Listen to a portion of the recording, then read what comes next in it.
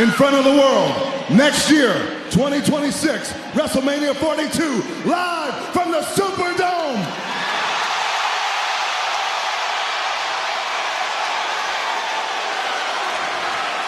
In one of the greatest cities on earth, New Orleans, Louisiana.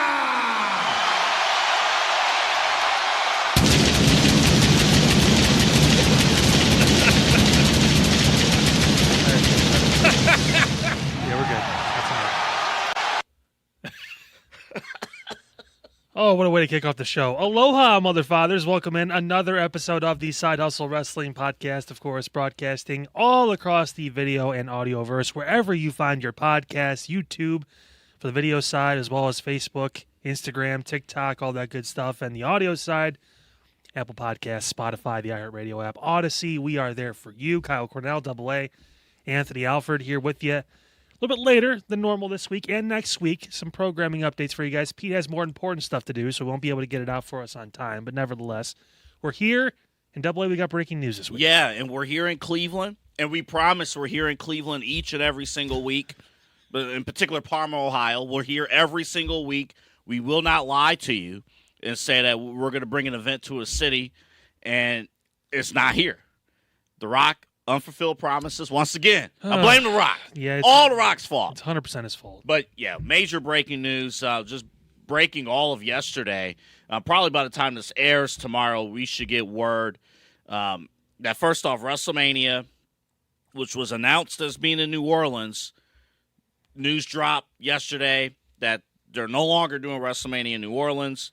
And then the hot rumor as of our taping, and it will probably be made official when this airs, Las Vegas will host WrestleMania for the second year in a row. Kind of drinking me going back to back. The first time that WrestleMania has gone back-to-back in the same city since Atlantic City, I believe, Mania 4 and 5. So it'll be the second time. But huge breaking news to start our show. Yeah, I think people in Minneapolis are probably a little upset about that. I think they would have liked to just say, hey, we were kind of on the plan originally, or even Indy was like, hey, we're going to get this future WrestleMania. We could do this now.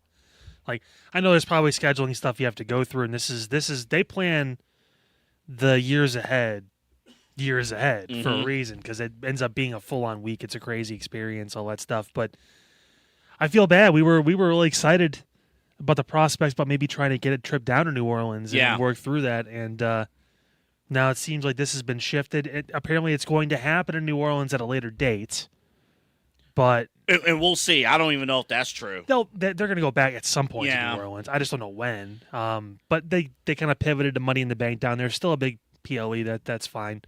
It's got the specialty matches, so there's a little more aura to it than the normal regular. Oh, this is capital punishment or whatever. Like, no, this is actually like a good show. But surprising. It seems that every decision The Rock has been a part of or wants to make or has been influenced in making the decision on is starting to be overturned. Cody Rhodes is not a heel. He's not even on TV right now. No. And WWE, well, John Cena doesn't apparently need The Rock, and who knows if we'll ever actually cross paths with him on TV again. We'll find out. And now WrestleMania is no longer in New Orleans, even though The Rock came out with the special theme music and all the planning that goes into all of this, and now all of a sudden, poof. Well, the first people you feel bad for are the people in New Orleans, because it's a huge entertainment. The money it brings into the city and all that stuff too. Yeah, it's kind of. I mean, imagine WrestleMania. You're a pro wrestling fan, and it's announced that WrestleMania is coming to your city. Listen, I'm a Saints fan too. That team's looking like dog water right now. Yeah. So they were hoping for some cool event at the end of all that to be like, hey, at least we're going to have WrestleMania after the season. That's great because it's in the middle of April. That's, obviously a little far past when the season's over, but they're going to go through a lot of crap this year. So it's. And again, I know, personally for us, because we're in Cleveland, I got family down in New Orleans. Yeah. I was going to maybe see them. That would be really cool to actually reconnect with my stepsister down there and stuff like that. And she's got a girl that's going to Tulane on a full ride. She's 18. I haven't seen her since she was 2. Yeah. It would have been really cool to go to New Orleans. So WWE, thank you for screwing up my plans. I appreciate that very much. Well, also, if you notice, I haven't swore yet because my son is here. So I'm on my best behavior today. You get clean, Dad, today. I'm not going to say any bad words. I know you'll punch me. You were karate before this. So that's great. Also, yeah, my can's invisible. I get it. Oh, man, this is going to be a show for the ages. I was just going to say this, though. I think where I'm worried, look, I'm sure Vegas is a fine city, and Vegas. We can still go to Vegas next year. I'm cool. I mean, again, it's going to be nice out. I'm not going to be like, man, why Vegas again? Why? I've also never been to Vegas either, so that's why it'd be great. We could do that. Honestly. You could tell the misses on that probably more than maybe New Orleans. Depends on the weekend because of it again. Because the other part of the news. Well, now are they gonna keep it the same Easter weekend, or are they gonna move it? The current scheduled WrestleMania date actually was not on Easter. It was the weekend before. Was it? Yeah, it was the weekend before. Are you sure? Yeah, I checked. I checked for research for the New Orleans trip. It's the weekend before. Well, the news is that this could be moved again. Oh. So hopefully it's later. If it's on Easter weekend again, that's going to be a tough sell. So here's the thing, Anthony, is you can actually, if it's in Vegas on Easter weekend, you can take Rebecca. They have wedding chapels out there.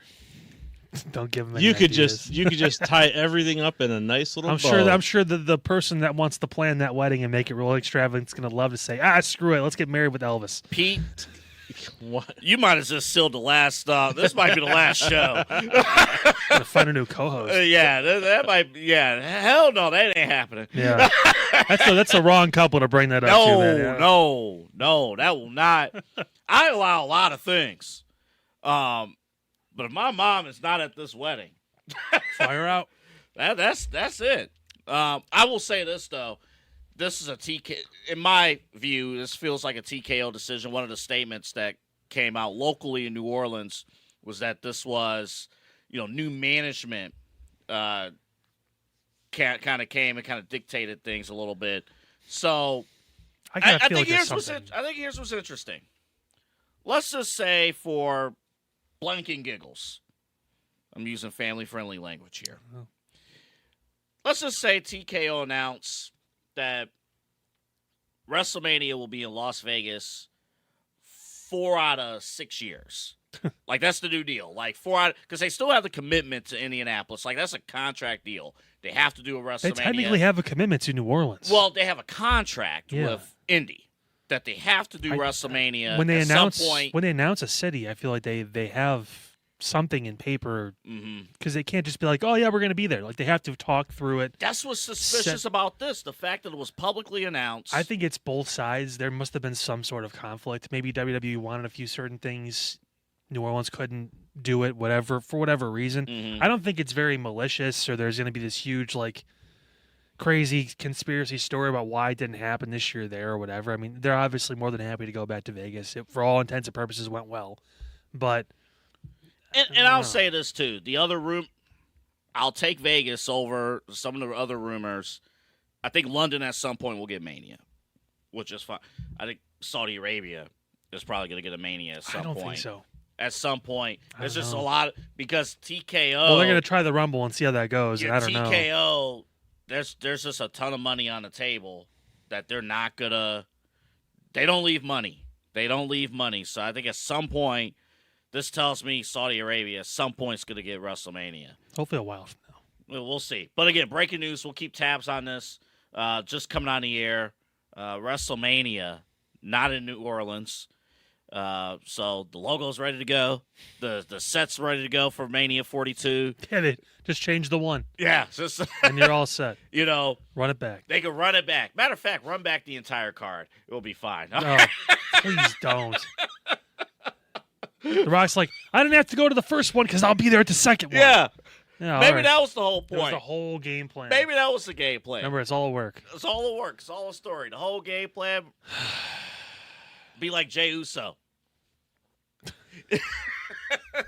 And then when he goes up and actually does it, he actually doesn't do it. It's going to be really sad when Jey Uso is not even on the card at WrestleMania 42, probably. Our sponsors, thank everyone for the support. All right, we got a rundown, and we're going to get to it here. Our sweet moment of the week brought to you by BA Sweeties. We did not put this down for the actual promo. In fact, I was trying to find a clip to actually present and like, hey, look good. But there would have to be some editing with the clip, and it's like, Of course, so because it's never easy to pull anything from AEW. well, yeah. You know what though? For our audio listeners, this is Will Ospreay and Hangman Page. This was from Dynamite on Wednesday night, setting up the final of the Owen Hart tournament.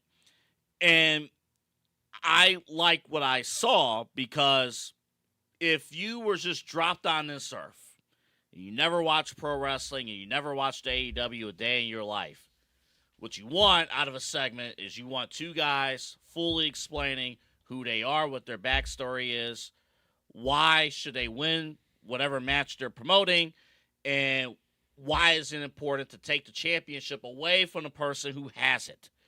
And I think as far as the setting and what they were asked to do, I thought it was a really, really, really fine segment. In a time in pro wrestling right now where I'm not saying things are steadily moving along, but there's not as many peaks right now in pro wrestling. So at this moment in time, Hangman Page, Will Ospreay, I wanted to give them their props. There was a clip I was going to present to you, and I decided not to do it because I wanted to hear your organic thoughts. So this is I watched two segments from Dynamite. I watched this in the full segment, and I watched the MJF Hurt Business one, or Hurt Sidnikin thing, which is it's goofy, but I mean whatever. They're eventually getting to Bobby and MJF at some point, which will be great. For all intents and purposes, this was great. Ospreay and Hangman. I mean, they have legitimate reasons for what they're doing. The problem is, I don't believe them. It felt staged. Didn't feel organic. The beer thing was goofy. Like, I know the dude had a drinking problem or whatever it is. Like, again, you have to watch every week, and I understand that. And I'm not saying it was bad. I'm just saying, personally, for me, I didn't believe either. The tone, the way they talked, like, the message was clear. I give them credit for that. At least there's a story for both of them to do whatever they need to do. But I just didn't believe them. Well, and the thing is, I will admit, the promo, like when you watch the promo back, if you're just evaluating the delivery, the first time I watched it's not easy to get through. The first time I watched it, the only time I watched it, just being honest. Yeah, like I said, the message was clear for both of them. I love the messaging. I get why they're doing what they're doing. The problem is these guys don't take that seriously enough. Oh, they were getting all serious and they were talking yeah, it's easy to fake act something and not truly feel it. Like, you could just tell, because we see the thing that WWE, that everyone agrees that they do well, it's promos. Mm-hmm. Even Will Ospreay, when he talks about him every day for 14 days straight or whatever it is, because he can't stop. Oh, it's part of the bit. Sure it is. Yeah, keep bringing up the people that are kicking your ass. Yeah. But, like, the one thing WWE does well, even if you don't like the wrestling or whatever it is that they tell stories and the people can talk. These guys, you can tell they were never trained when it comes to promos, when it comes to that kind of avenue for it. Oh, I can work. I can do front flips over the top rope, and I can do double back flips, and I can put on a Dave Meltzer 5-star match, which means absolutely nothing, but everyone suddenly calls it the barometer. Oh, if you had 6 stars, you're the best wrestler in the world. Not if you can actually genuinely tell a story in the ring with your entire pro wrestling catalog, not just your moveset. But no, you can tell this is out of the frying pan into the fire for these two, because they're not used to doing this. Yeah, this is not their wheelhouse. No. Particularly Ospreay. It is not. No. This is not the wheelhouse. The sad part is with Will, he's got the physical stuff down. He needs to go to a place like WWE so he can get this side down. Even if it was a short-term contract, he should have took a 3-year deal. You mean to tell me TKO wouldn't have flew you in and out every week? If you draw, if you can bring money, they will do whatever. Look at Brock. Dude was chartering the private jet and then would leave in 2 hours. He wasn't staying in the town overnight. He's gone. Like, South Dakota, Canada, that ain't close to where he was at most of the time. Like, dude, it was doable. And you have the physical stuff down. You just need to be taught how to use it properly and then how to talk. So, you know what, though? At that point, got to give credit where credit's due. Writing was pretty good, from Tony Khan, establishing why this match on Sunday is important. And both companies are running kind of the same stories in their main events. Really, both shows on Raw or Raw and SmackDown and AEW, they're running the same program. And both involve the soul of insert company here.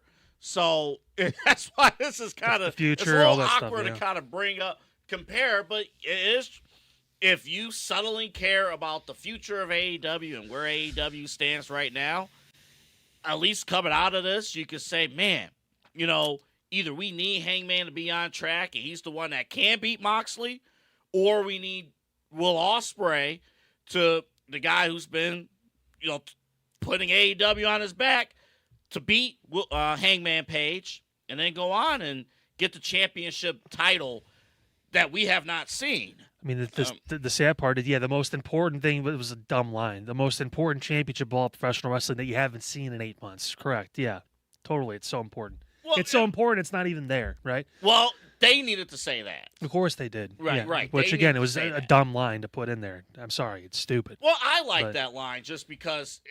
How is it the most important championship if you can't even look at it? Well, then I like the line. Maybe they should have followed up by saying, how come we haven't been able to see this championship that it's like the flagship? Because Tony Khan wants to write it into a literal briefcase.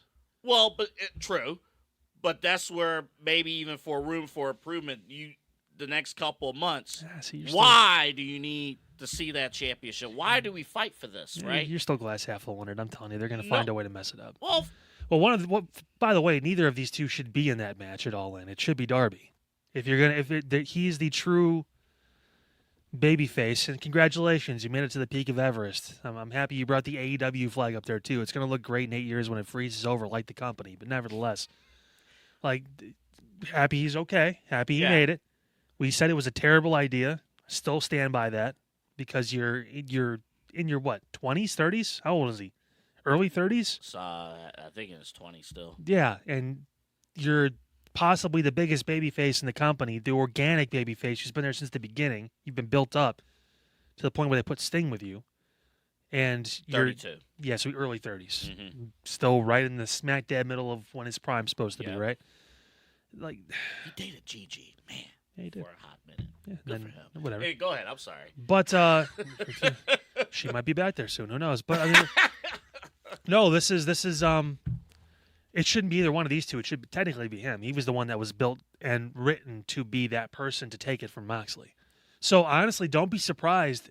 The big problem with this now is one of these guys has to lose. Well, yeah. And it's probably going to be Paige, Mm-hmm. just because Will's on that trajectory. And honestly, Will is going to lose at All In because he's not the guy to take it. And that one I disagree with. I understand. Sorry. I understand the Darby. And this was a big topic And he'll be during back, the week. He'll be back by All In. This was a big topic during the week on other platforms.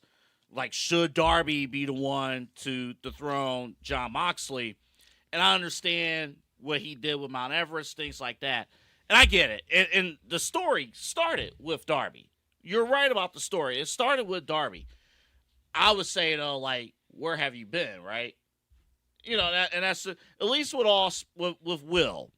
You're going to get top-notch matches in the main event that their audience is going to love.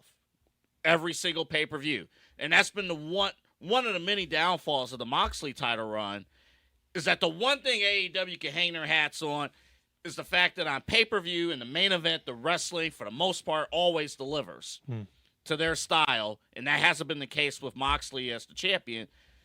Ospreay, you're going to get top-notch matches in the main event, but it will ultimately come down to character. It will come down to, hey, you're going to have to cut some good promos week in and week out. You're going to have to deliver a story. And again, I give credit to Tony Khan on the writing of this particular segment. But in order to get that story across, you got to be able to deliver. And maybe if you're flying out of England on Tuesday, maybe you should be flying out on Monday instead of Tuesday just so that, hey, you get that day of training before you get after it. So, I mean, there's some fundamental Hey, you know what? To each their own. I know he wants to live in England for whatever reason. Okay. I mean, your company's based in Jacksonville, and it's not a remote job.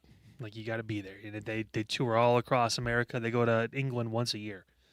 So, and Triple H is kind of there's a reason why he kind of made at that point a like, little dude, you bit have to move here. Like, it's kind of like we got people from Australia, from England, from all over the world, and you have to be here if you really want to get all in.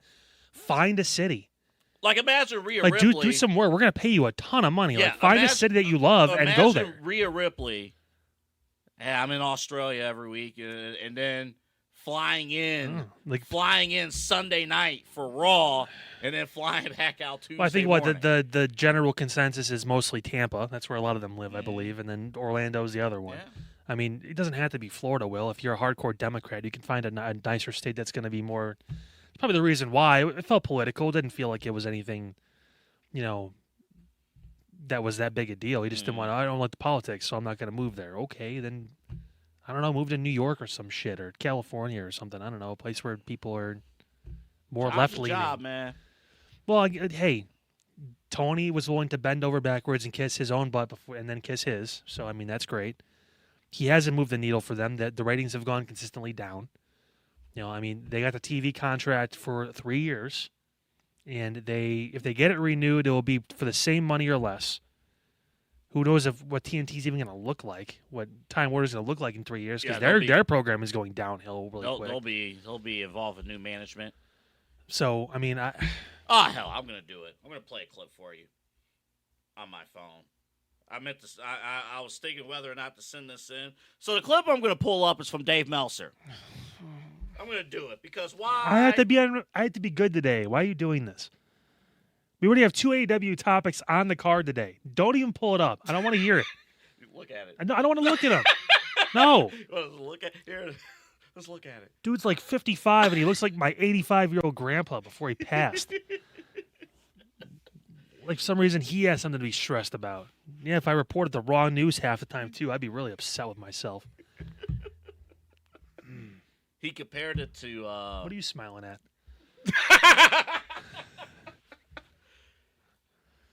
I'm almost... No.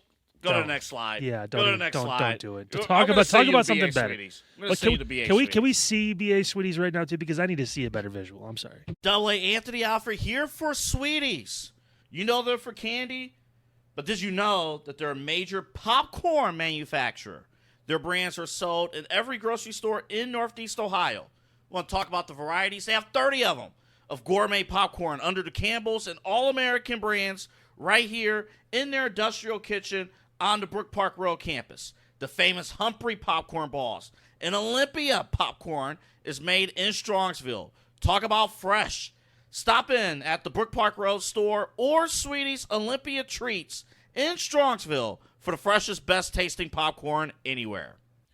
So, BA Sweeties, fantastic place. You saw 75 years, local business, largest candy store in North America. Now, you can usually get there on exit 15, the Ridge Road exit. And if you're coming from the west side, that exit will still be open. Now, if you're coming from the east side, starting in June, pretty much all of Cleveland and all of Northeast Ohio is doing construction. Yeah. Like every 3 exits, there's construction on 480. They blew the bridge up over Wallings. It was great over 71. It's just gone. I was like, what? Really? Well, they're doing the new bridge and all that stuff, and it's going to be a full year. Yeah. And I was like, man, that just ruined my way to get to and from places quicker, but cool. Yeah, so, again, if you're coming from the west side, you're traveling east on 480, the Ridge Road exit will be there for you, exit 15. Now, if you're coming from the east, you have really 3 options. 3 exits you can take. You could take State Road. There might be some traffic there, but you could take State Road. Probably the most likely thing to do is to take State. You could, if you want to go a little exit before the Brook Park Road exit, you can take that. If you want to make a little bit of a drive, be off of the freeway, you'll make it to Sweeties in like 5 minutes if you do that. Or you could take Tiedemann. I think that's the other road. Tiedemann's a little bit past. You have to backtrack a little bit past Ridge over, and then, you'd have to come back a little. I'd recommend probably State. Yeah, all 3 exits. You'll make it to Sweeties within 5 minutes. I'm a Parma kid, so that's my exit. Yeah, that's where we just got off, no matter what. Yeah, so if you State Road, if you take that, you're gonna instead of making a left on Brook Park Road, you'll make a right on Brook Park Road, and you'll see the giant lollipop on your right side instead of the left side. Also, love that Rebecca took these pictures for you. It's great. I know. Yeah, it's fantastic, and I was hoping to keep this the entire summer. Well, I can keep 2 of them. You can keep the Ridge Road technically. Yeah. Congratulations, by the way. Thank you for What's your anniversary weekend? Oh, thank you. Yes, thank you. What at that? It's bad when he forgot. No, I didn't forget. I really did not forget. You were just so in tune with the largest candy store in North America, you forgot about your fiance. No big deal. Well, I'll buy her some candy from BA Sweeties. That's why I brought it up in the segment. Thank you. You're welcome. Thank you. Get some. Yeah, toxic waste. That will be what. The Rock's track record: toxic waste. Whoa! Oops.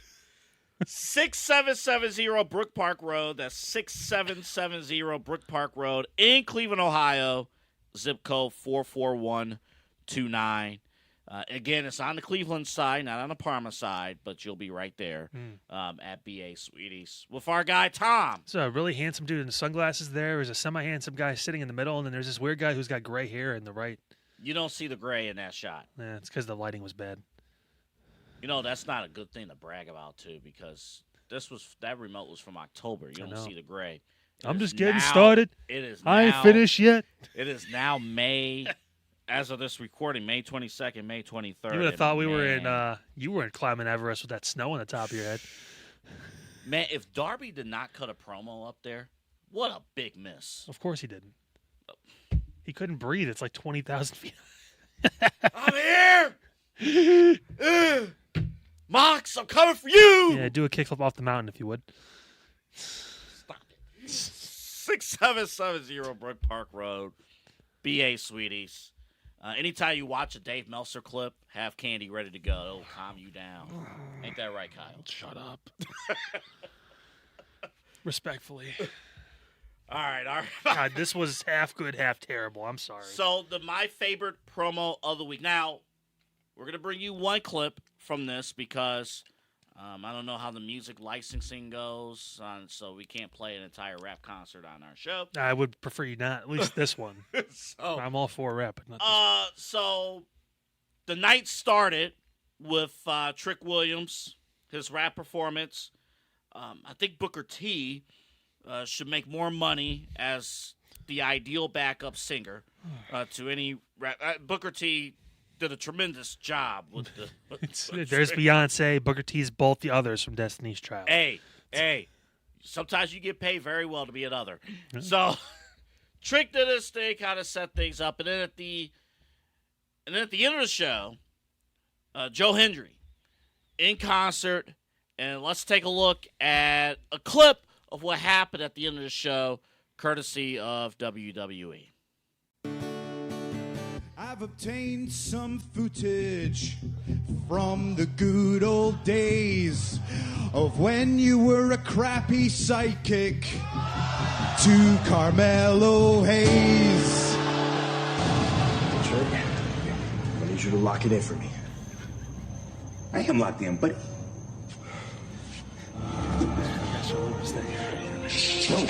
Yo, did you hear that? Matt Faison was chasing us. Hey, Mello, come on, let's go. Mello.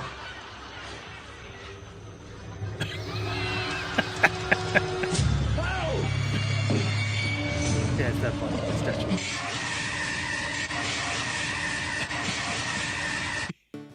I see a grown man just scream for his life there. That clip courtesy of WWE, that acting provided by Tubi. So,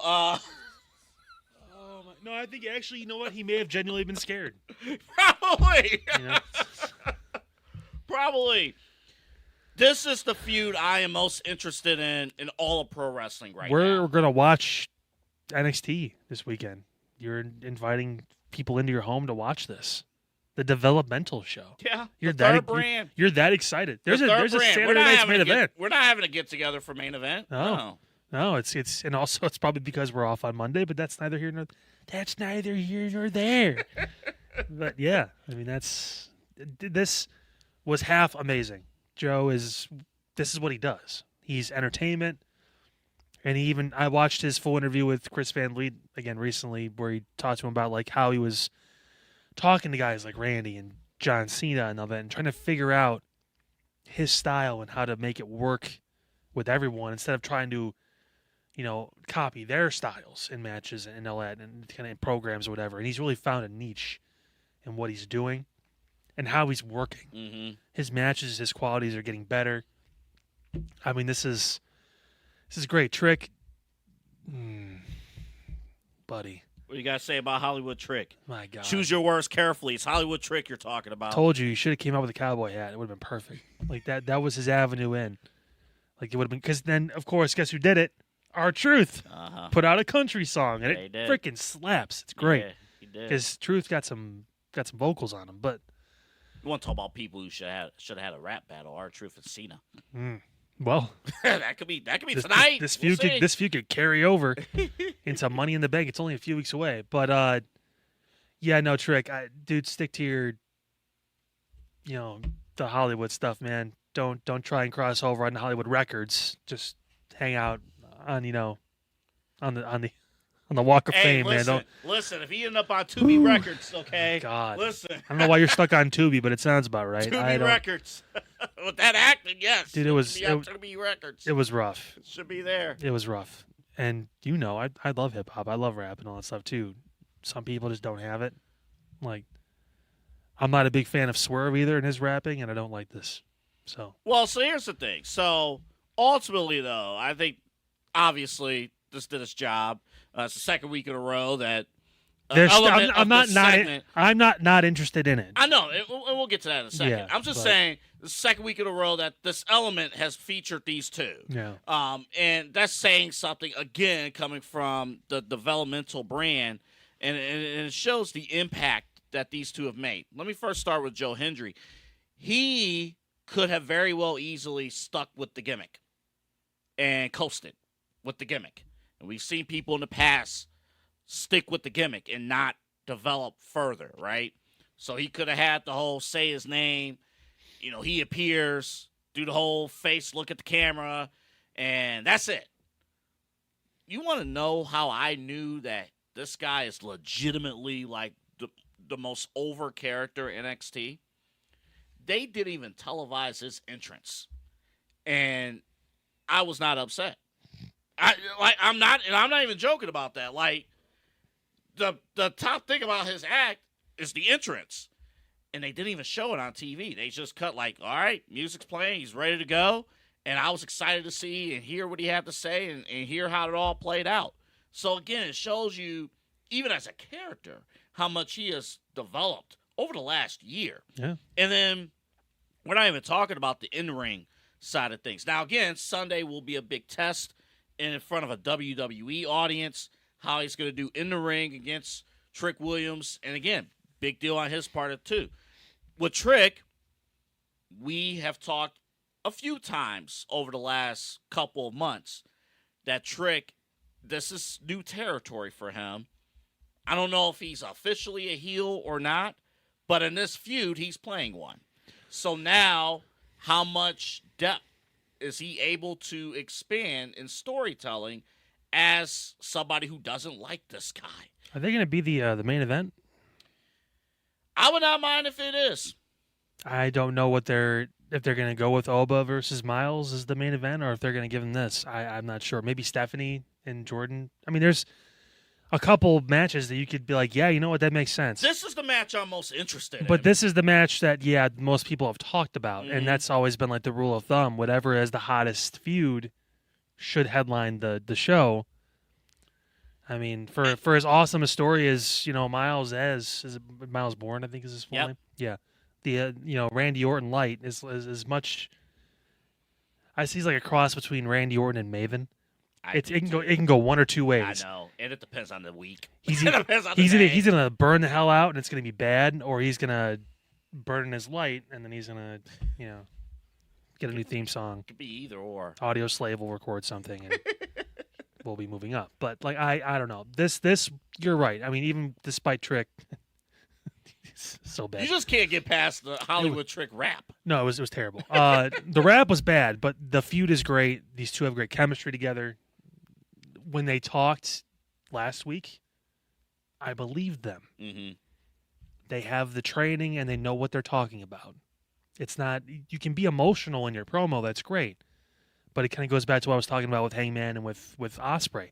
The talking points made sense. The stories make sense. Yes, good. But I didn't really believe them. I believe these guys. A couple of little honorable mentions that didn't make, and we'll play Mike's commercial here in a second. I thought somebody who actually had a good promo, but it was only backstage for like a few seconds. I thought Gunther actually did a great job. His back and forth with Seth Rollins. Caught that a little bit. And again, it was only a backstage thing, but it made me think for a hot second.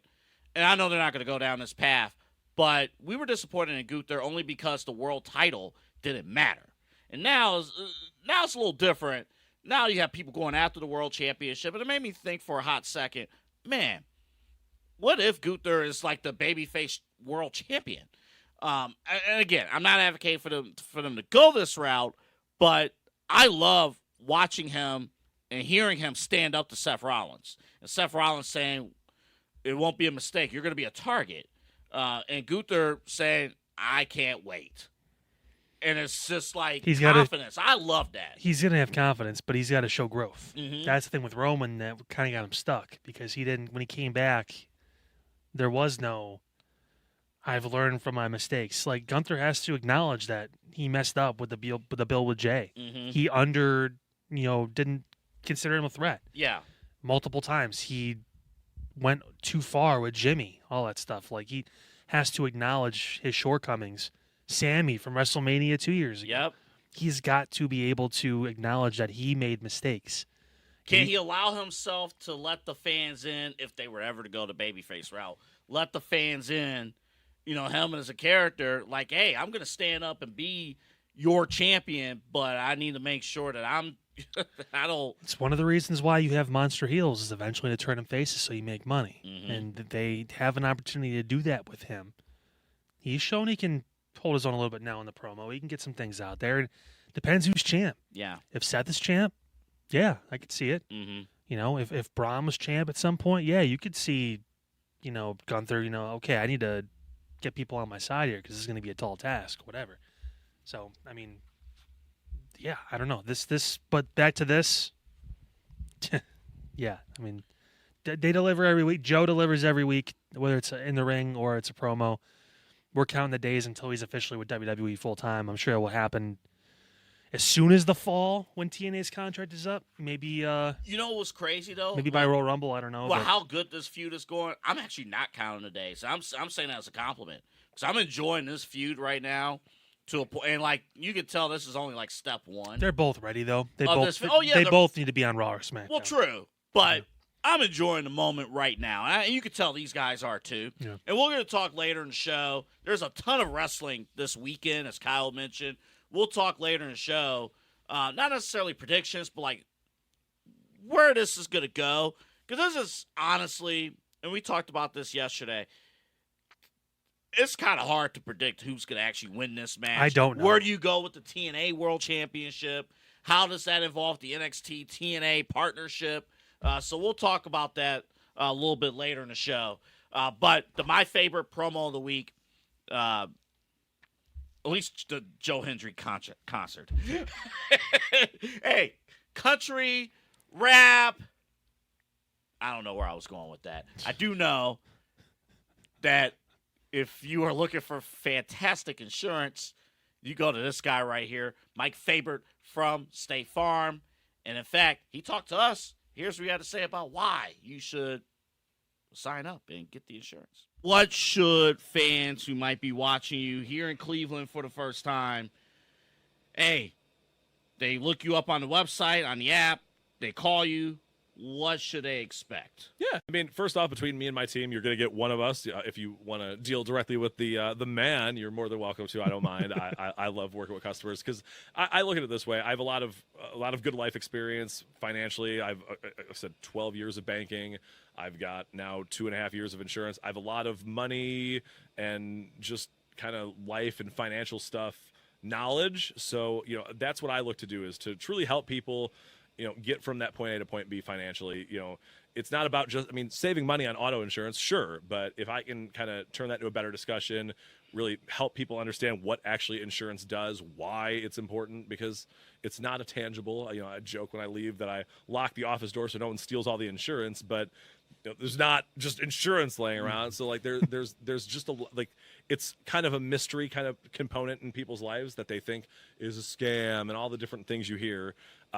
It's not. It can feel like it sometimes. I'm not even going to say that it doesn't, but if you understand how it works and understand and have a person who you can go to help with those kind of situations, that's what we're here to do. That's what my team's here to do. That's what I'm here to do, and that's what I take a lot of pride and have a lot of passion in, obviously, as you can probably tell. So, well, I know you said the joke, hey, we lock the door so no one steals the insurance, but it's exactly right. I was looking at the clip that you don't want me to play for you. Just let it go. You need to let it go. And what they don't need to let go is a decision about really important things. Like your home. Yes. Like your life. About your family. Think about them. Think about, obviously, now it's getting nicer out. We know it's orange barrel season, not only just in Northeast Ohio, but essentially everywhere. Everywhere, yep.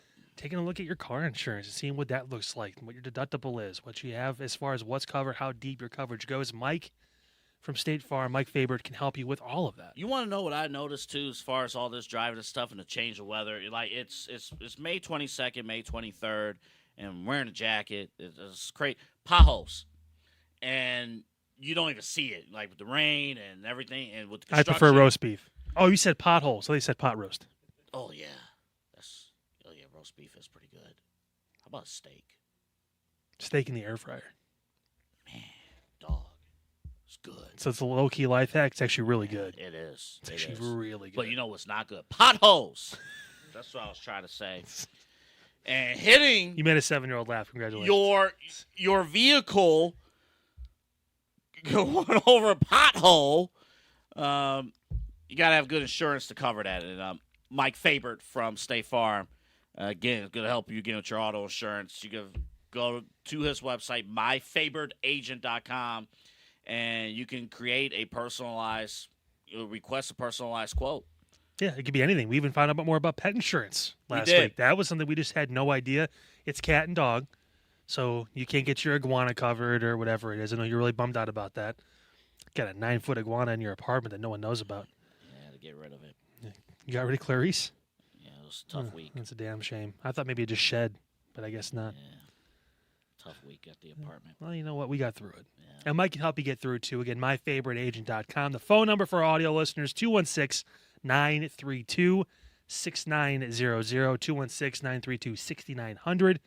Also, again, that myfavoriteagent.com website. You could also get a quote right there, built for you, too. Yeah, his office in Cleveland Heights on the corner of Lee and Mayfield. Right in the heart of Cleveland Heights. Have a meeting with him. You also get Starbucks right next door in the building as well. And there you see the claims adjuster. Yeah, Tabooty's also a professional wrestler. We're going to see tonight if he is in action, because tonight, Exodus Pro, the boys, are back in town. We'll talk a little bit about the card again. Massive pro wrestling weekend here in Cleveland. But Kyle and I will both be there. Rebecca will be there. We will be there live. Later on tonight, at Exodus Pro, we're going to see an interesting championship match, NWA Midwest Championship. Brandon Beretta, Dante Casanova in the main event. But, man, this is going to be a loaded card. Brandon hasn't lost a match. He is not. Dante is fresh off winning that championship a few shows ago over Pretty Boy Smooth. So, something's got to give. Pretty Boy Smooth also in a big match coming up tonight as well. So we cannot wait. We'll talk more about this card and everything coming up later. But again, tonight here in Cleveland, 6:05, the doors open. Get there at 6:05. I know the show starts at 7:05. get there at 6:05 so get in your seats and be ready to go because those seats are going to fill up. So every show we've attended. No, you need to tell them to show up at like 6:30 so we can get our seats. Show up at 7. We'll be there. So every show we attend, standing room only. It's crazy. It's nuts. VIP sold out early, so there you go. A lot of great stuff coming up. We'll talk about that. What was not great at all. Thank you for pulling this picture, though. I appreciate it.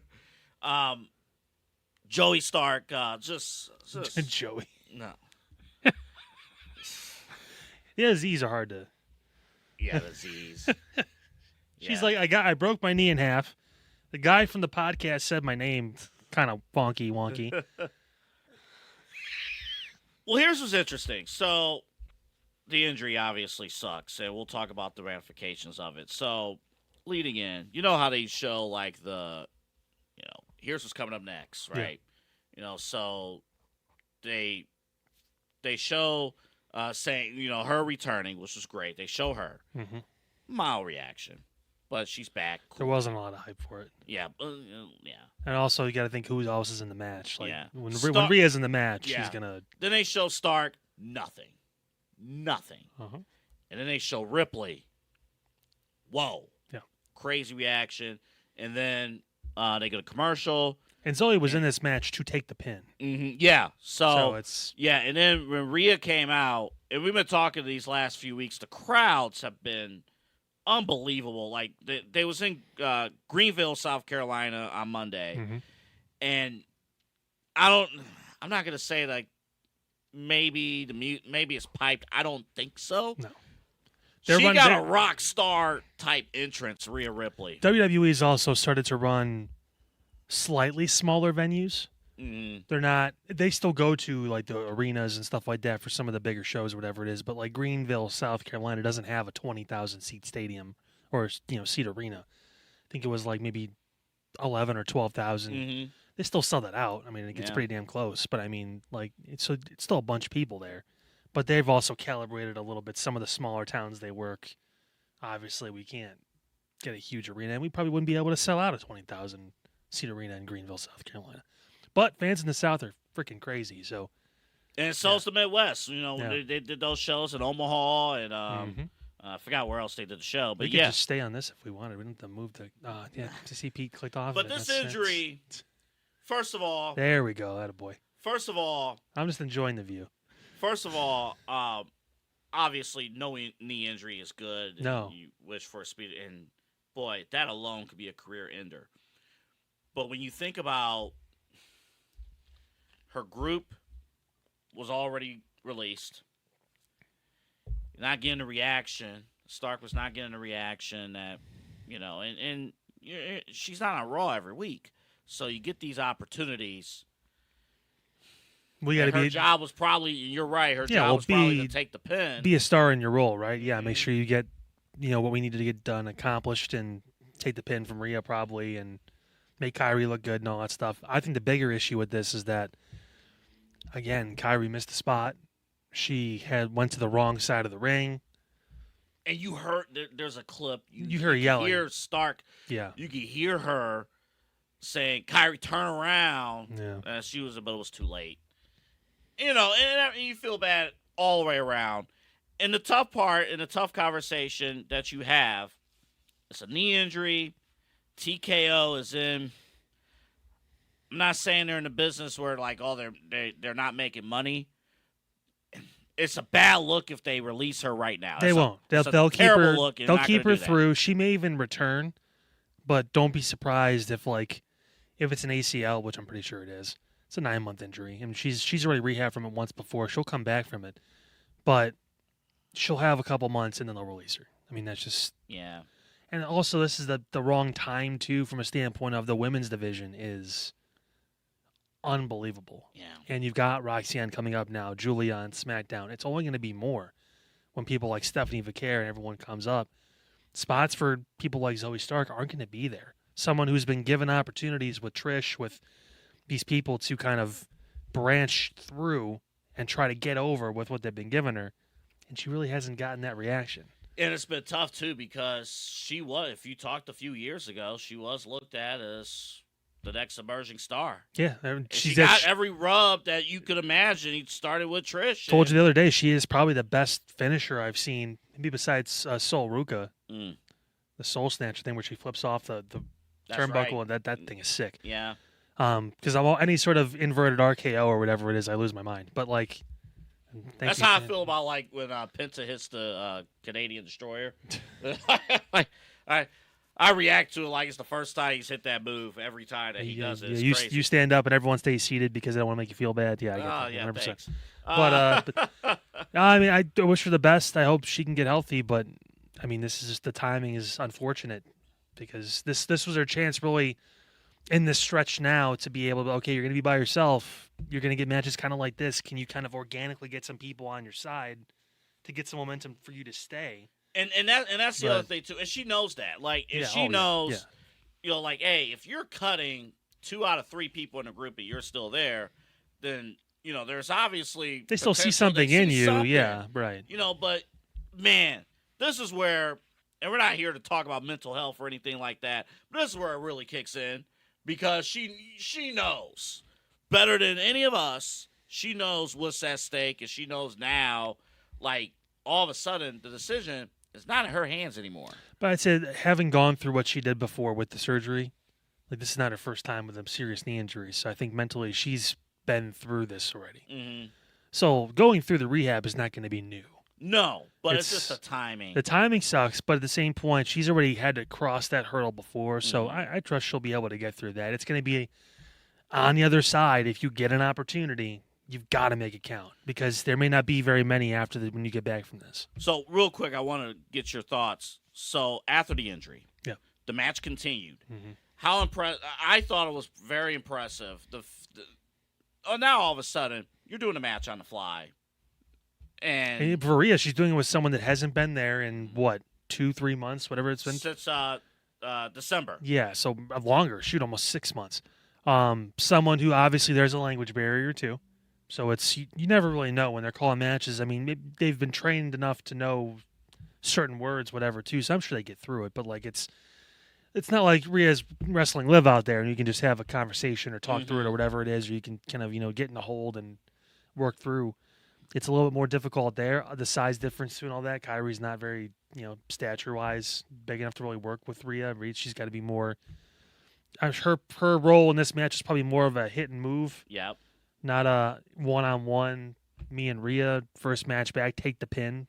So I give Kyrie credit for that, but she also is part of the reason why this happened. So, I mean, if we're going to call out Nia Jax for the stuff she did before and the mistakes she made, I got to hold everyone accountable. You got to. Yeah. So and it's just, it makes it tough. And because of everything that was, if it was just unfortunate, injury, usually we don't just talk about injuries, just talk about injuries. There's It just happened. It wasn't cut.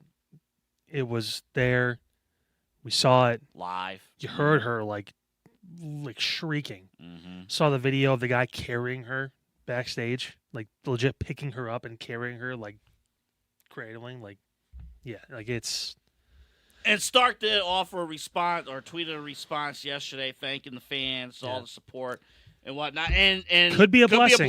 In disguise. Could be a blessing because if she's kind of in no man's land right now. I mean, this sucks, and you never want to get hurt. But at the same point, if you're looking for sympathy, as crazy as it sounds and as heartless as it sounds, I mean, this is an avenue where you can now. Can you take it? Can you harness that and build it back so people are excited when you eventually come back? And that's where the power of social media. Social media. It depends too. If it's 9 months, 9 months would put you. It will be past the Royal Rumble if it's 9 months. She'll come back post WrestleMania. They'll hold her out till after that. It could be a post WrestleMania return. It could be whatever it is. One of those names that just kind of pops in. You're like, oh shoot, really cool. And then that's where video package. Who is she as a character? Who is she? Period. Because we still don't know. That's actually a big question that you got to fit. Like, I don't think we've ever talked about her on this show. You get invested with people because you find out more about them and their story and what they do. Especially when you actually want someone to get over, when you really want to try to get them over, you put the effort into letting people know. They did it with Drew McIntyre. Mm-hmm. They've done it with Cody Rhodes.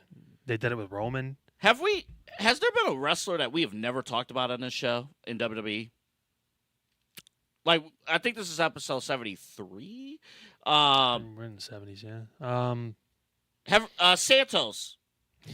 Have we ever talked about Santos Escobar? But he does the Lucha Libre stuff. I get that. Like, that's his history. He was the king of Lucha or whatever it was when he wasn't with that. Like, we haven't gone too in detail. I think we've actually talked about him a few times, but like nothing too crazy.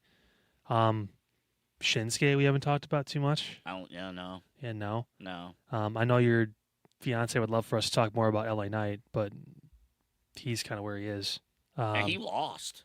He's been losing a lot. He lost to. He's gotten over to the point now where if you beat LA Knight, it means more than LA Knight winning a match. So it's good and it's bad. It's bad because he's reached his ceiling, but it's good because he's gotten a big enough name and enough good faith with the crowd. You can sell tickets with LA Knight. Exactly. So it's the catch-22. He's stuck in the mid-card, but he's still one of the most over mid-carders you're ever going to have. It's always the great mystery that Rebecca and I talked about. It's the great mystery of, man, what if you actually pulled the trigger on him? Pulled the trigger. What was it, 2 years ago? I saw him and I immediately thought, no, World Heavyweight title. I never saw WWE Roman, that stuff. I always saw him going to Raw. But he's not even at that point right now. He's on fucking SmackDown. Sorry, Colton. But yeah, we're still way under, by the way. Yeah, I'm over an hour in. That's the first. We're still way. He's into his. But I was just thinking about that, like, because again, we've never talked about Stark ever. And I know certain SmackDown superstars don't get talked about as much because we usually react more so to Monday Night Raw than SmackDown in this show, just because of the timing of our show. But yeah, she's been on Raw pretty much the whole time we've been on the air. I think we've talked about pretty much everybody. Yeah, I think so. I think there's been like one person that's like glaringly obvious we haven't like brought even up. Raquel Rodriguez. I mean, we talked about her. I love me as some a tag Raquel. team. Well, I tag team by herself. Mm-hmm. You know, dinner Friday night. Yeah, whatever she wants. Chicken nuggets. Well, she was not providing the Dom Mysterio. She was not happy about the that. most. You want to talk about an achievement? Would you rather have a career where you never win a world title, but you achieve the Triple Crown? And I mean the Dom Mysterio Triple Crown, or win a world title. Which career would you take? Is it wrong that you could try and have both? Because one can actually supplant you to the other, or kind of lift you to the other. Yeah. Yeah, what the hell, dude? Man, listen, that's amazing. That's amazing. All she wanted to do was film a movie in Japan. The next thing she knows, she came back, and the girl from NXT is giving her boyfriend chicken nuggets. You know what's crazy? Even all that stuff going on Judgment Day. A tale as old as time. The Judgment Day is still not interesting as a group. Carlito's hilarious, though. But Carlito is hilarious. What'd you get for me? Oh, it's an apple. And the apple. Why did Raquel Rodriguez just slap the apple? Why? Because she's loyal to her best friend. This is BS. It is. But the disrespect towards Carlito every single week. They had a good theory about Finn being kind of the center of all of this. Because, like, Finn was the one that brought Liv in. Correct. And now Finn's the one bringing Roxanne into the fold. Roxanne actually grew up kind of near where Raquel grew up. They both are from, like, Texas, like, southern San Antonio, Laredo, that area. They know each other really well. Yeah, they do. So, I mean, there's Liv. You know what? Liv and Dom might be getting pushed out here pretty soon. I don't know. It's one of those things, like, we've been, honestly, for now the last couple of years, when are we going to get some movement with the Judgment Day? When is something going to happen with the Judgment Day? And finally we're getting something. Due to technical difficulties, The Rock ruined another thing from professional wrestling.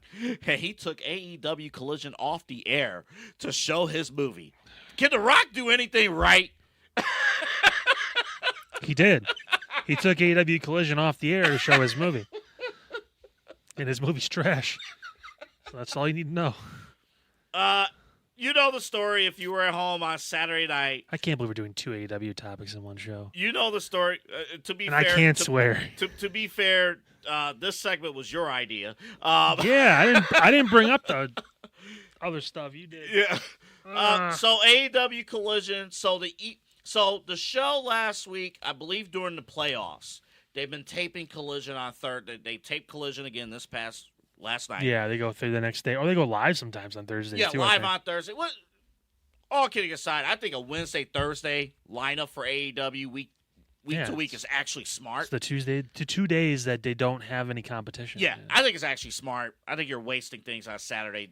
Forget tradition. People aren't home on Saturday nights. So, anywho, and like every week, people are not home on Saturday nights. But East Coast show airs 9:30. They do a tribute. They do a tribute, and then they go to break. They come back. Movie's playing.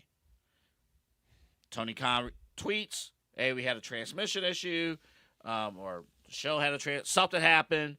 TNT East Coast can't air, but you can catch it TNT West Coast.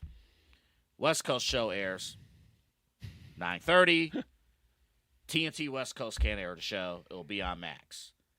And from what I heard, the main event segment finally was uploaded on Max like 2 days ago. Somebody, boots to what. This doesn't happen.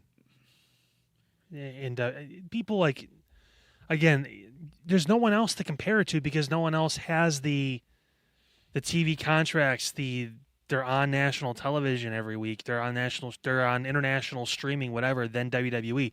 This doesn't happen. It just does not happen. It's unprofessional.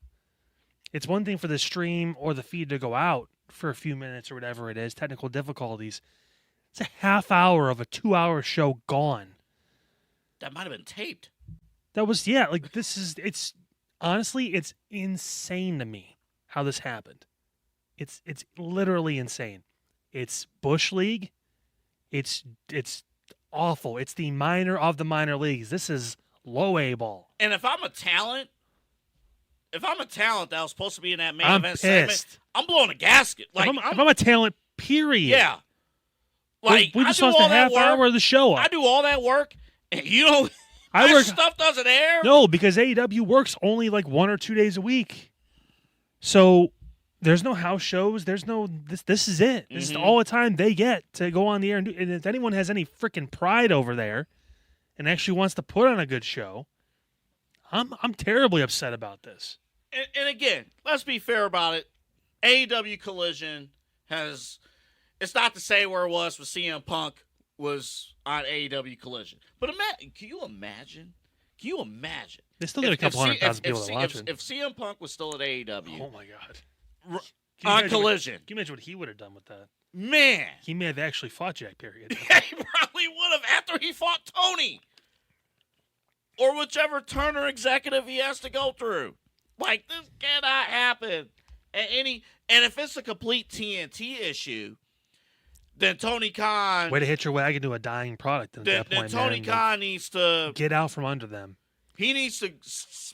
I know you don't want to disrespect the partner, but this is one of those cases where, like, this is not our issue. You're having conversations with other people at that point. You're talking to other streamers, whatever. Like, you're like, hey, this is really bad. Yeah. Like, we need someone that's reliable because these guys are...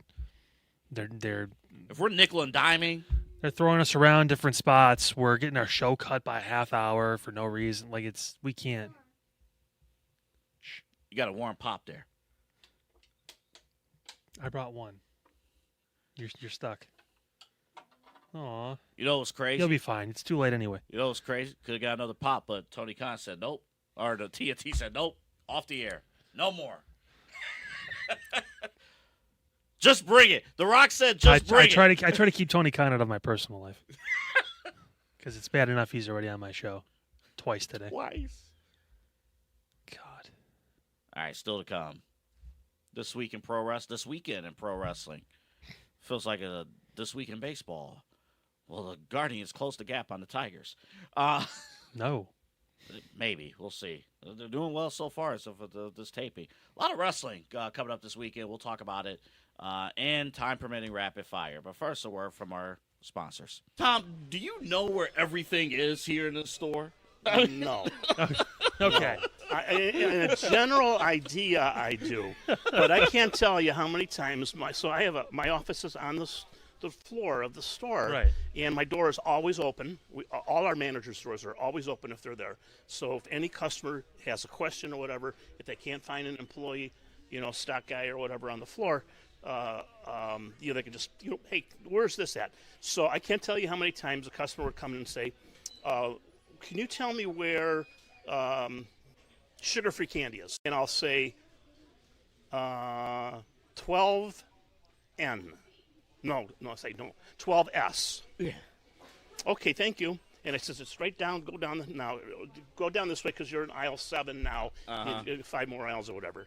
And then I'll think about it after they leave, and I'm like, oh man, I told them the wrong aisle. It's aisle 13. What should fans who might be watching you here in Cleveland for the first time, hey, they look you up on the website, on the app, they call you, what should they expect? Yeah, I mean, first off, between me and my team, you're going to get one of us. If you want to deal directly with the man, you're more than welcome to. I don't mind. I love working with customers because I look at it this way. I have a lot of good life experience financially. I've I said 12 years of banking.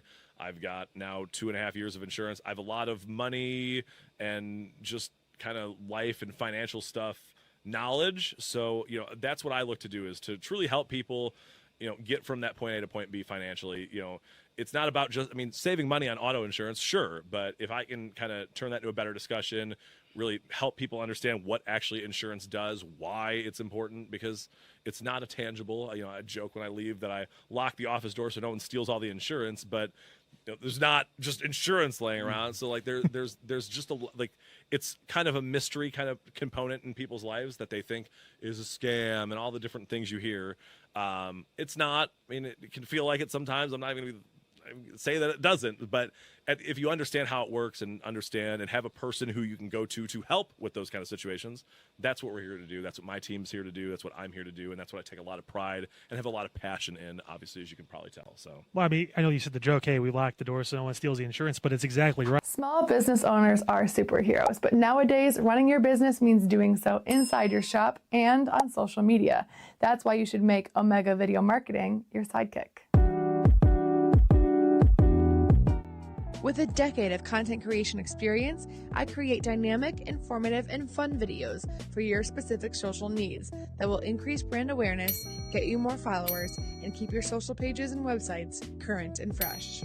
I offer flexible pricing and turn times and will work with you to understand your brand and your story. All of that comes from the heart. My award-winning expertise is just the cherry on top. So let's get connected. After all, your brand is the alpha and my expertise is the omega. As Megan talked about, if you're a small business owner, digital content creator, she can help grow that business, help grow the brand, get new sets of eyes onto your content. A lot of good stuff. Not very happy with me because I have no social media. But if you are a growing business and you're trying to get more of word out there or kind of figure out what the next step is, and it kind of involves getting more of a word about what you do on kind of the marketing side of things, Megan's one of the best. MeganRG440 at gmail.com. MeganRG440 at gmail.com. That's where you can find her. Also, if you go to our Facebook page at Side Hustle Wrestling Podcast with Double A and Kyle, you'll see the sponsorship spotlight with all our sponsors. Her story is incredible. Just this past year, this business, Omega Video Marketing, became an official business, an LLC. So a lot of cool stuff. Emmy Award-winning producer, history of television news here locally in Cleveland, also in Toledo. Megan Gallagher will have that covered. MeganRG440 at gmail.com. We got a lot of wrestling to cover. We're not going to do full-fledged previews, but first off, if you're here in Cleveland, so if you're not in Cleveland, excuse us for the next 2 minutes here, but there's a lot of great wrestling. So we'll start here locally. We will be at Exodus Pro later today. We'll be there at 6. The rest of y'all can get there at 7. And we're very intrigued by the main event, of course. Dante Casanova, Brandon Beretta. We talked about that earlier. Pretty Boy Smooth will actually be in a 6-man tag match, teaming up with EC3 and Pastor CeeLo. I can't believe we're getting CeeLo in the ring. How about that? How about that? And they're gonna face Rebecca's favorite, Carson Drake and TME. Yeah, what a team. But I'll tell you, if you were at the last show, there was a huge angle at the end of the main event of the last show that really set all this up. If you go back, each of their shows are on the NWA YouTube channel, so go back and watch the closing angle. That sets all this up. Mm-hmm. A lot of cool stuff there. Of course, all part of a loaded card. Of course, La Princesa will be in action, of course. A lot of cool stuff all happen coming up later tonight with Exodus Pro. I'm just looking through the card here. You can see here, of course, follow them on Facebook. You can see all the stuff going on. Jermaine Marbury will be in action. Towboy, very talented young man. He's going to be in action coming up tonight.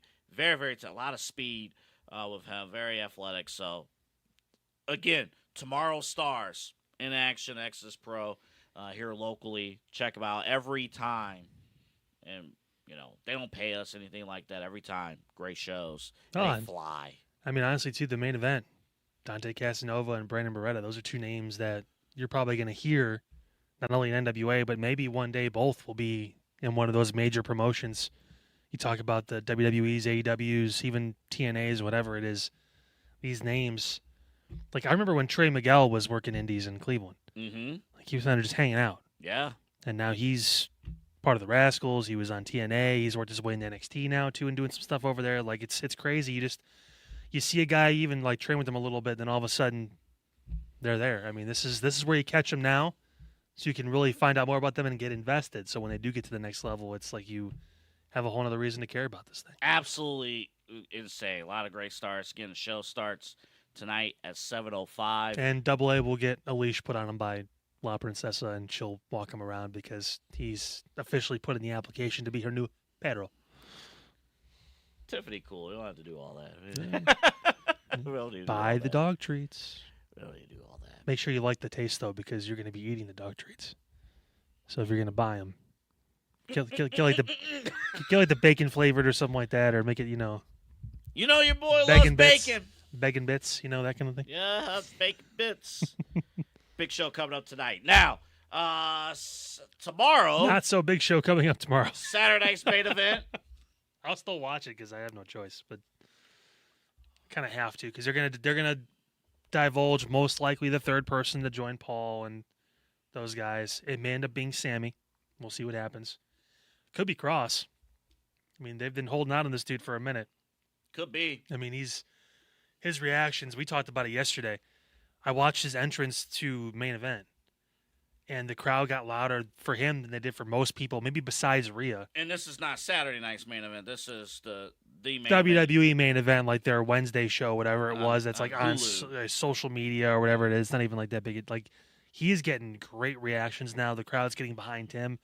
Potential to be the next Jey Uso, Kofi Kingston, that kind of run where you're just like, oh, okay, here we go. And he's on the perfect brand for it because Raw with the world title and Jey is champion. There's a lot of what's going to happen. What could it be? Hell, even the mid-card titles with Dom as the IC champion, Cross can make that relevant too and do something where he can get a run there. And that could be like the barometer. Do we keep pushing him or do we let this go into the mid-card? The R-Truth sit-down with Wade Barrett last Friday was going to be my promo of the week. I actually liked it. It was great. I loved it. I love again a mission statement because he finally lapsed into reality. The line was what? If John needs me to beat some sense into him, I can do it. Yeah. You did? Okay. The plug is behind the couch, buddy. See it? I'm watching my child plug in his charger for his Switch. You got it? You plug it in? Make sure the plug works. I'm at my apartment. I'm pretty sure it does. Make sure it works. I'm assuming it did because he stopped talking to me. All right, did it work? Cool. Thank you for being a part of the show, buddy. R-Truth was fantastic. You want to talk about the backstage and bringing a story together. He didn't, in his words, John Cena did not put him through that table. John Cena would never put him through that table. That's not the John that he knows. The John he. Go ahead. So the one thing I've always done with my son is I've picked him up on my shoulders and his name is John Cena. Like, so anytime he hears John Cena, he's like, John Cena. I'm like, yeah. But we were in the same household when Cena turned heel that night at Elimination Chamber. Yeah. Man. No, it was great. It was a great promo. Hopefully we hear from Cena and is Cena scheduled to be on this show tonight? It's Tampa. He's home. Oh yeah, so he'll be at SmackDown tonight. Yeah, he'll be there, and then he won't be on a show after Saturday night's main event probably until the Raw after Money in the Bank, I'd imagine. No, he's scheduled for Money in the Bank itself. He is really? Scheduled. Yes. Oh, the tag team match with Travis Scott. Mm-hmm. Yeah. He is scheduled. So again, they can stretch this out to Money in the Bank. Truth. I don't know how. I don't really care. Truth and Bad Bunny versus John Cena and. No, it's sure. Sure. And then Trick Williams could rap at halftime. God, why are we doing this? But is there anything on this card that excites you or gets you? I mean, the tag match, because I know there's going to be some sort of angle that comes from it, most likely. I'm excited about the stories. I'm not really excited about any match. Is there really only 4 matches? There's no women's matches on this card? That's what tweet I got from was Nia and Tiffany aren't on this match. On this card. They fought last week. I forgot about that already. Very memorable. They may put something on from SmackDown tonight. There's not really.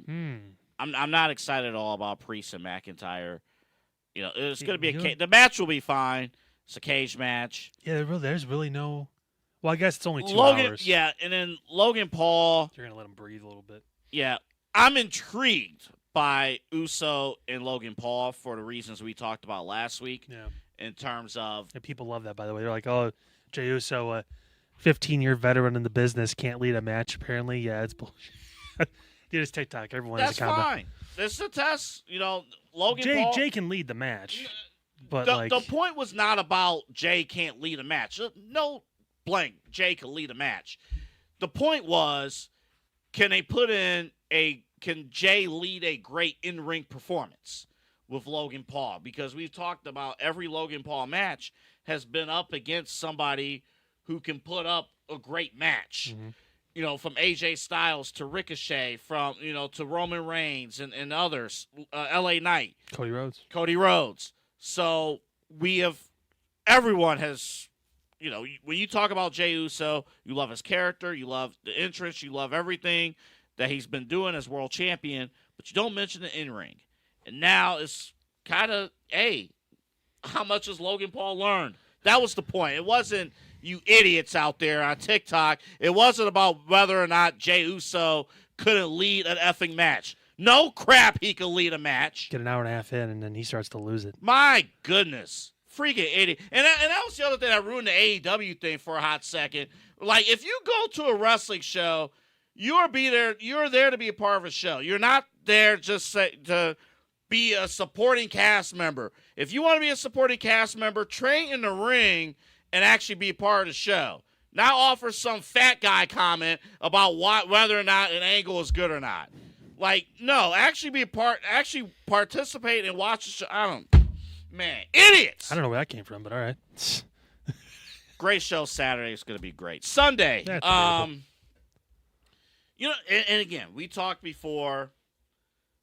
I don't know why I just got angry about that. You got really mad. Yeah, I was like, wow. No, that was the part. We didn't play a clip from the Ospreay thing.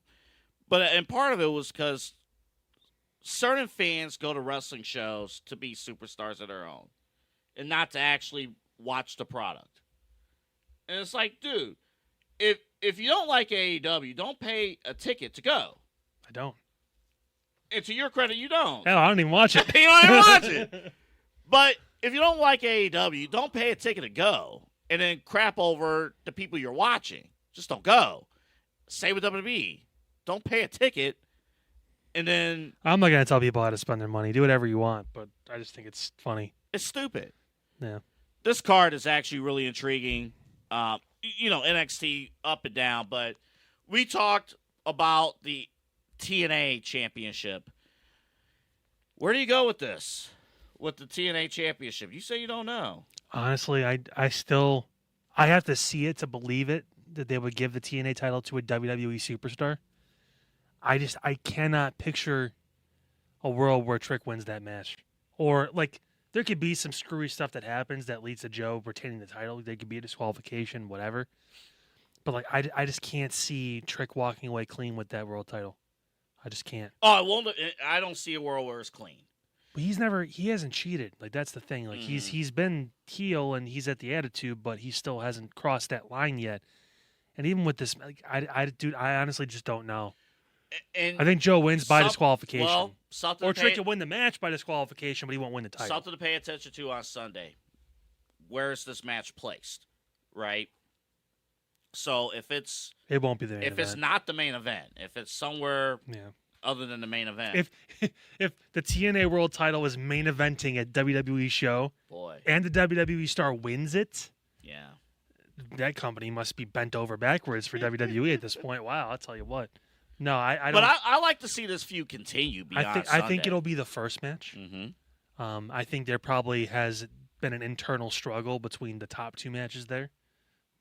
Oba Femi and Miles, and then obviously Stephanie and Jordan Grace. They've been going at it for a while too. That kind of feels like maybe they're finally coming to a head with that feud. But I mean, well, Oba, I don't want him to lose ever in NXT. I think he could go into Asuka path and just be undefeated. You got to look at him too. Like, who's going to be good enough to beat him? And there's not really anyone. Trick is the only person that was ever built that strongly, and he's not on that level right now. I look at Oba as somebody who could main event WrestleMania in the next 3 years. It's less than that. Yeah, I look at Oba and the cool thing about him, he could work a microphone, no problem. He could work a microphone. He could work a crowd, no problem. Mm-hmm. You have to pay attention every time he talks. And, every time. And he knows, too, how to play what he's supposed to play.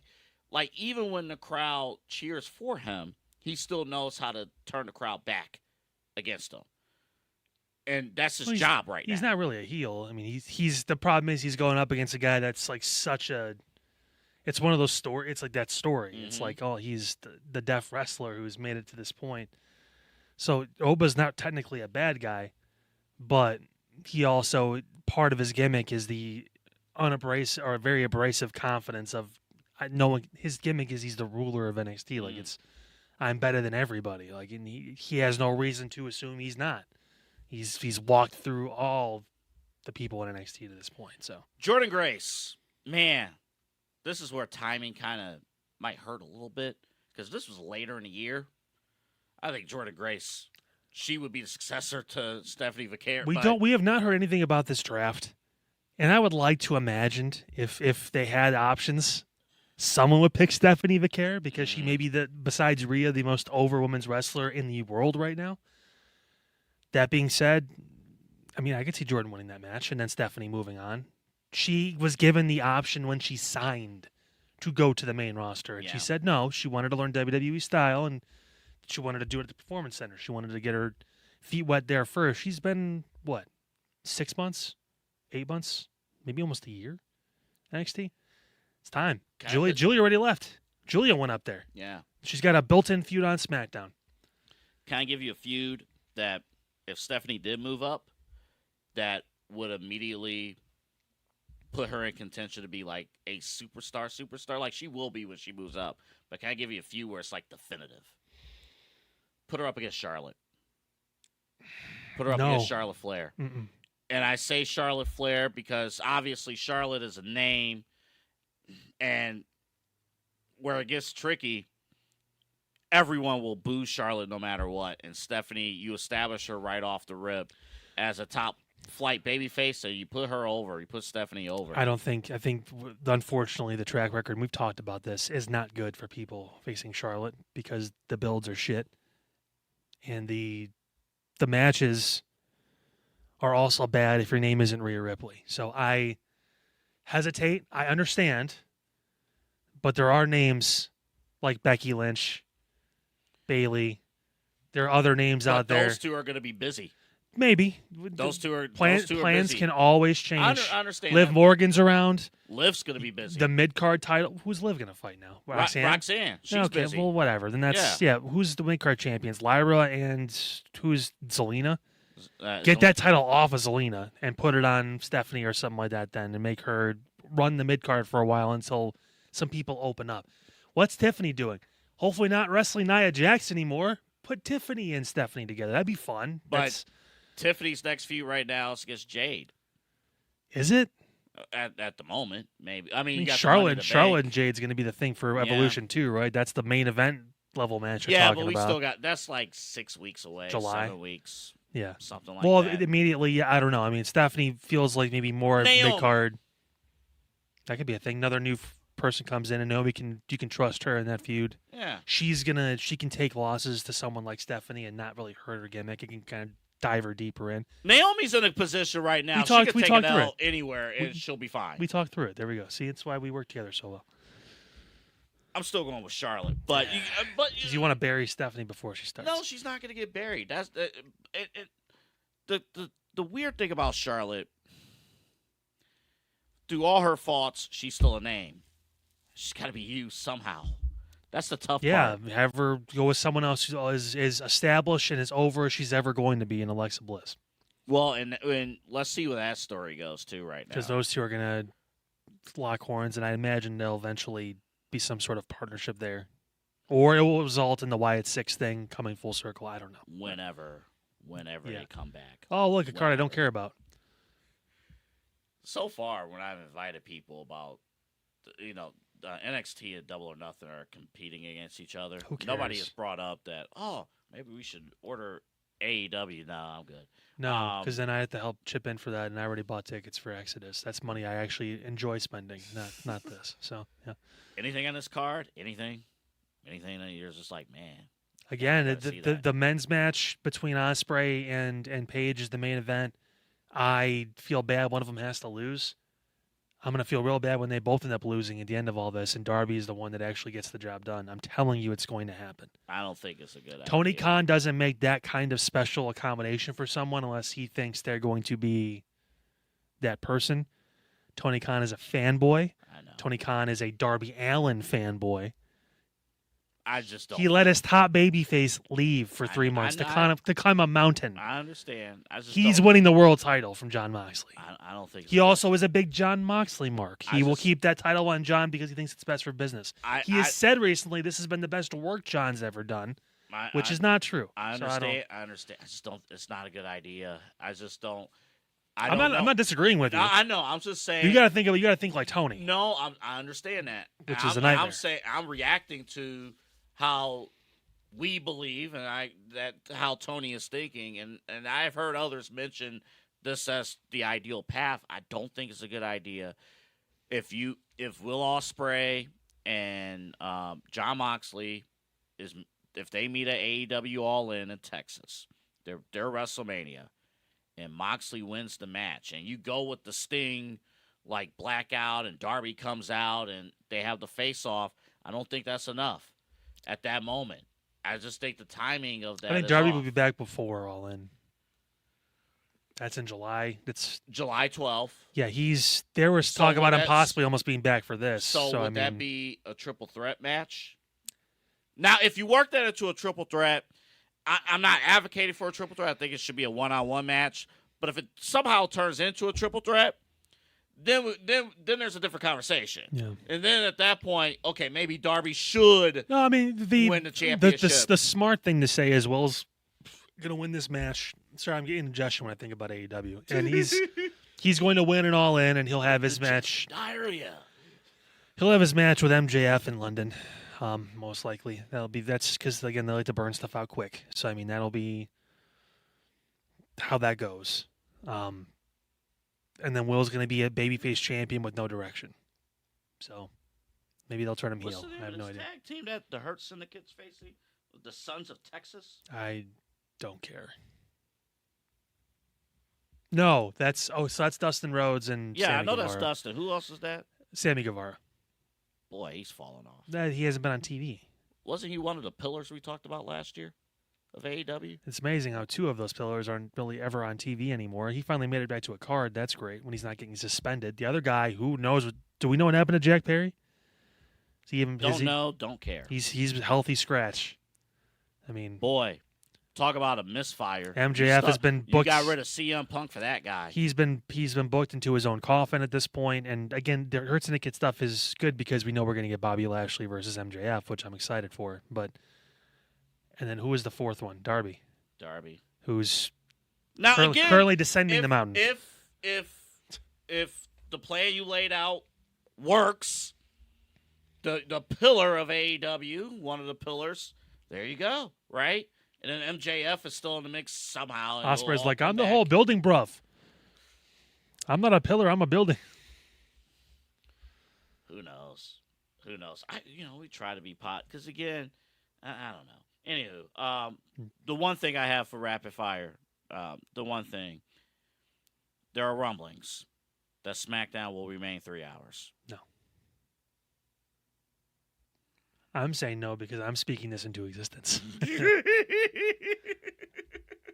You either move to 7 to 10 or you go to 2 hours. Because I'm over it. Too long. The writing and the current product isn't interesting enough for me to want to watch for 3 hours. So if it was great and it was like we're loving SmackDown like we were last year, and we wanted that show to be 3 hours because we were like, oh, what else can they do? This is gonna be great. Yeah. Now it's like, can they get this shit over with? Actually, I got 2 more things, real quick. This weekend is actually the 8 years ago. This past weekend, SmackDown Live died. How? Back in May of 2017, Jinder Mahal won the world title from Randy Orton. Yeah, because he beat Bray for the title at Mania, and he had the title for like a month, and he lost it. It was crazy. It's peak Vince booking. SmackDown, when they took the brand split seriously again in 2016, SmackDown 2016 into 2017, some of the best wrestling you see on television across the board. That was peak AJ Styles. AJ Styles, Cena, even Mox, him and all these other Randy Orton and all these other guys. It's great wrestling. Yeah. And then Vince McMahon said, we need a world champion for our upcoming tour at India. That never actually happened, by the way. It gave the title to Jinder Mahal. What a run. Man, unbelievable. And then my other one, I promised Rebecca I'll bring something up that she brought to the table. So, how do you bring back Cody Rhodes? I know I just threw it out there, but I think we both established that this break, I'll set it up here while you think about it, that this break has been good for Cody to get away from television. Needed a little bit of time. Get some, you're not missed if you're on television all the time. Get some time to breathe here. But is right now or, tomorrow's main event or Money in the Bank, is right now the time to bring him back? Do you reintroduce him to John Cena? Or do you bring him back on another show, a different story? What do you do with Cody Rhodes? And if you don't have a definitive answer, maybe we pin this for next week. Top of my head, I can tell you right now, I think maybe you wait till after SummerSlam. It's going to hurt the product because people are also going to be like, yo, where is Cody? And it brings more intrigue into it. John can have his mini feuds here with whoever he's facing. I imagine the SummerSlam match will be one of those big opponents, the Punk, the whoever. It's going to be someone important. I don't know how he gets to that at this point because CM Punk's entrenched in the Seth Rollins thing still. So it's going to be weird. I don't know how he kind of converts over. Yeah. Maybe it's someone like maybe Drew. I don't even know who's next for Cena after they get through R-Truth here. Immediate. They've booked themselves into us having to think it has to be Cody, which my inclining is that Cody would return on the Raw after Money in the Bank to set up the SummerSlam rematch. Because, again, 2 nights at SummerSlam, you want to make it as big as possible. WrestleMania rematch makes a lot of sense. But could it be Night of Champions, the Saudi pay-per-view at the end of June? No, they're not going to. Listen, The Saudi shows, they had no choice with Rumble because it's the Rumble. It's got to be important. Those shows are historically not important at all. Like, they're write-offs. The Goldberg stuff's happening at Saudi, even though he's probably going to be mad about that. But, like, whatever. He'll be mad when he sees When he sees a paycheck. when he the won't check be clears, upset. he won't be Yeah. mad anymore. He'll be good. He's still going to be headbutting doors Yeah. until that point. Yeah. It's like Ohio State complaining about playing on noon kickoffs all the time, like with Big Noon Saturday. But when that check clears, they're cool. Yeah, they're great. No, I just don't. Nothing important will happen in Saudi. Not with John. Not with anything of actual value in the company. They'll have names there. I don't think Cody will be one of them. And okay, and then my final last thing. Sorry, Pete. My last thing. He's like, dude, hurry up. No, my last thing. I'm done. All these main event scenes right now. Cena, right? Control of the company. Jey Uso, but Seth Rollins is Seth more is so, entangled into it. Yeah. Yeah. Soul The of future, the company. the future of what? Future of the the company. vision, that kind of. John Moxley holding the company hostage. Does there need to be like a new vision somewhere?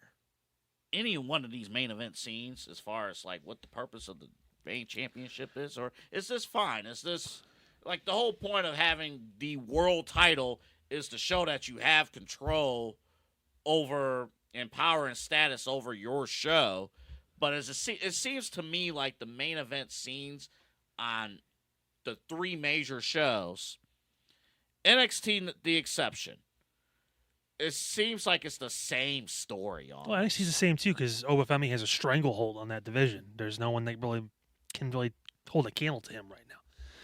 But I think honestly, this is one of the most opportune times they have because for 4+ years, the Bloodline story was everything. Like AEW was like, how do we respond to this? WWE's like, how do we keep feeding this? Both shows, it was all entrenched. That's essentially done and buried. So now the challenge is to try and craft all three of these shows into a way to make this interesting to the next big thing. Who's going to be the next big star? Mm-hmm. Is it going to be Will Ospreay? Is Seth finally going to be the guy? On SmackDown, how long can Cena keep it? Who's going to be that person? Can Cody really be that person, or is there someone else that can take that next step? It's a lot more about what's going to happen. We're curious about that as opposed to we can see it. This is great.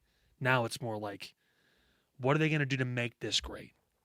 Because all three of them right now are in a holding pattern as far as what's really going to be. Is Jay really that guy? We'll see. Cool in arenas. He can sell some tickets. He can sell some merch. But is he really that guy? I don't know. We'll see. All right, Kyle, send us home. Get in your car and get the hell out of here. Yeah, you heard me. Pack it up. I got to run up a 7-year-old. You say something if you want. He moved the mic.